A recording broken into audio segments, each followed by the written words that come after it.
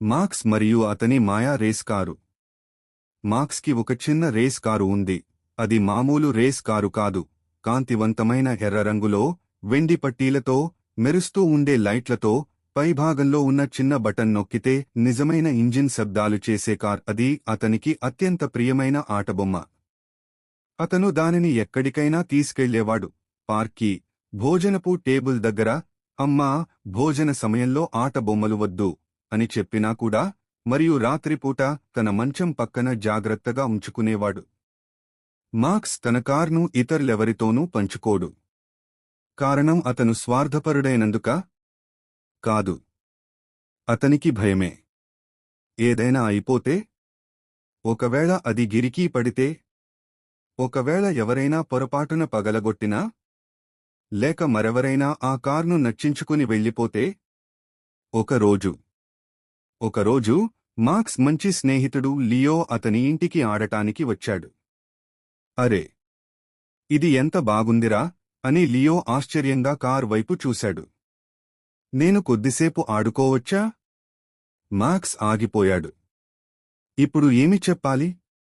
అతను కారు ఇవ్వాలని అనిపించింది, కాని చేతిలో పట్టుకుని మరింత బిగించి వెనక్కి తగ్గాడు. అహా! ఇంకా కొద్దిసేపటికి మార్క్స్ గొణుగుతూ అన్నాడు. లియో కొద్దిగా నిరాశగా అనిపించినా ఏమీ అనలేదు. బదులుగా అతను బిల్డింగ్ బ్లాక్స్ను తీసుకుని అంత పెద్ద టవర్ కట్టడం ప్రారంభించాడు. మార్క్స్ తన కార్తో ఒంటరిగా ఆడుకుంటూ ఉండిపోయాడు. వ్రూమ్, స్క్రీచ్, బీప్ బీప్ అంటూ శబ్దాలు చేశాడు. కాని ఏమిటో తెలియదు, ఆ రోజు కారు నచ్చినంత సరదాగా అనిపించలేదు. లియో మామూలుగా ఉండలేదు. అతను తన టవర్ పడిపోయినప్పుడల్లా నవ్వుకుంటున్నాడు, కాని మార్క్స్ మాత్రం ఒంటరిగా ఉన్న భావనతో కొంత నిరాశ చెందాడు. ఒక ఆలోచన. మార్క్స్ ఆలోచించాడు. ఏమయ్యింది? నేను నిజంగా సంతోషంగా లేనేలే? అకస్మాత్తుగా అతని మనసుకు ఒక విషయం వచ్చింది. కలిసి ఆడుకుంటే ఇంకా సరదాగా ఉంటుంది కదా.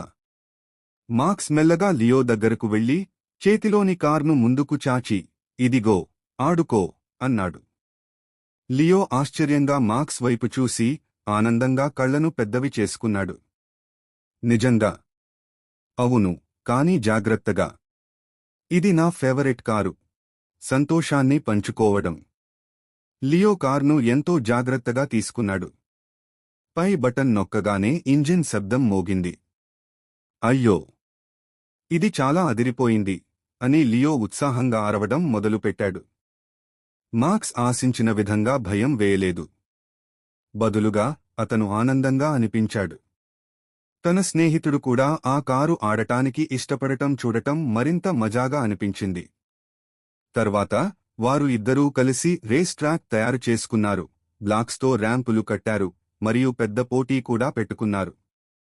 ఎవరి కారు ఎక్కువ దూరం పోతుందో చూడటం కోసం ఉత్సాహంగా గేమ్ ఆడారు. ఆ రోజు మార్క్స్ ఒక గొప్ప విషయం నేర్చుకున్నాడు. షేరింగ్ అంటే ఏదైనా కోల్పోవడం కాదు, అది ఆనందాన్ని రెట్టింపు చేయడమే. లియో ఇంటికి వెళ్లే ముందు ముసుగు హాస్యంతో అన్నాడు, మార్క్స్, ఇది నాకు నచ్చిన అత్యుత్తమ రేస్ గేమ్. నువ్వు నాకు నిజమైన స్నేహితుడు. మార్క్స్ చిరునవ్వు చిందించాడు. తర్వాత మనం ఇంకా పెద్ద ట్రాక్ కట్టుదాం. ఆ రోజు నుండి మార్క్స్ కార్ ఒక్కతనే కాదు, ఒక అద్భుతమైన ఆట. ముగింపు.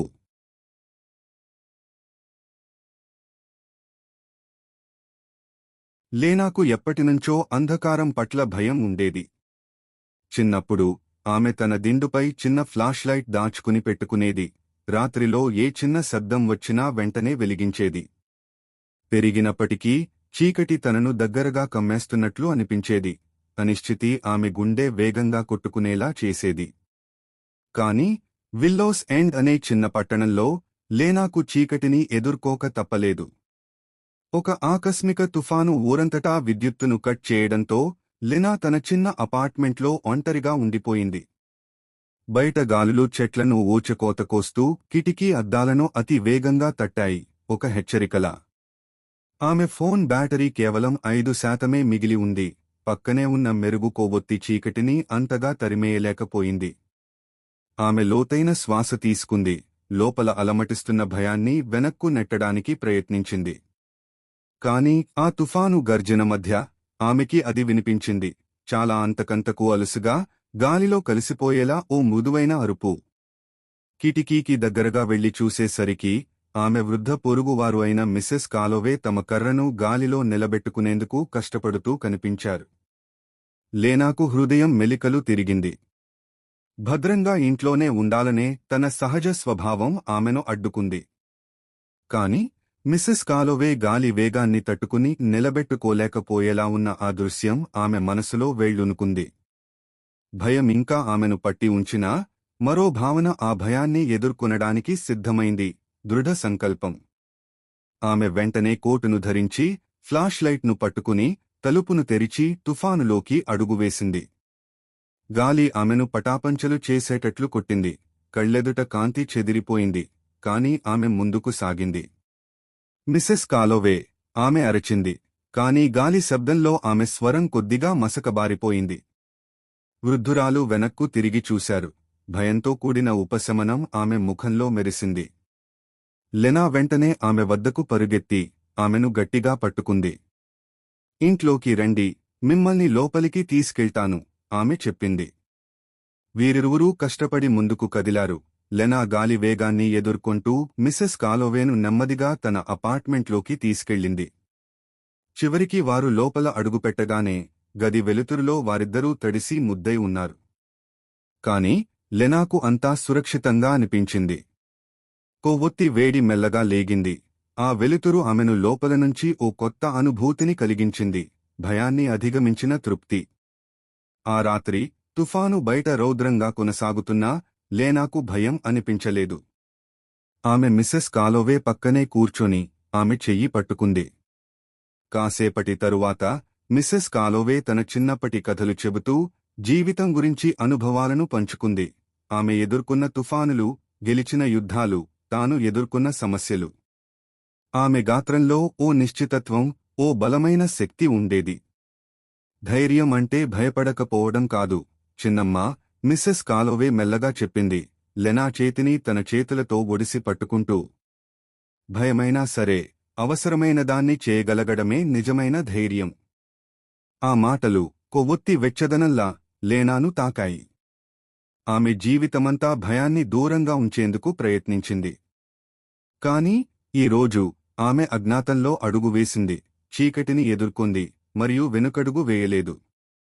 ఉదయం తుఫాను తగ్గినప్పుడు లేనా తన ఇంటి చిన్న ముంగిలిపై అడుగువేసింది. భూమి తడిగా, కొత్తదనంతో మెరిసిపోతోంది. సూర్యుడి కిరణాలు నెమ్మదిగా ఆకాశాన్ని అలంకరిస్తూ రాత్రి మిగిలిన మబ్బులను తరిమేస్తున్నాయి. ఆమె లోతైన శ్వాస తీసుకుంది. లోపల ఓ కొత్త అనుభూతి మొదలైంది: బలమైన నిశ్చయబుద్ధి, ధైర్యం, మరియు ఓ కొత్త నమ్మకం. ఈరోజు లెనాకు తెలుసు, తాను ధైర్యవంతురాలే.